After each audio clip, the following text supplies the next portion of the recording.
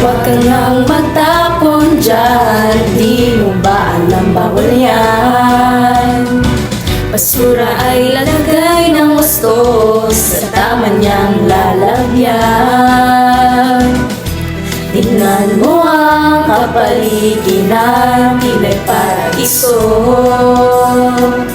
3 R's ay dapat sundin ang ating gawin. Tapon doon, tapon dito, di dapat yan ating solusyon. Magtulungan, magkaisa, mundo ay dapat alagaan.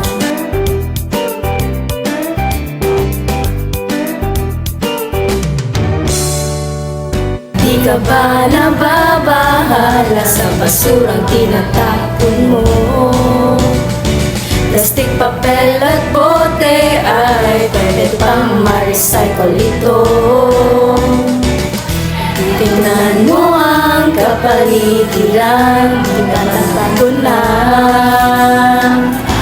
Kasi naman, tinatapon ang basura mo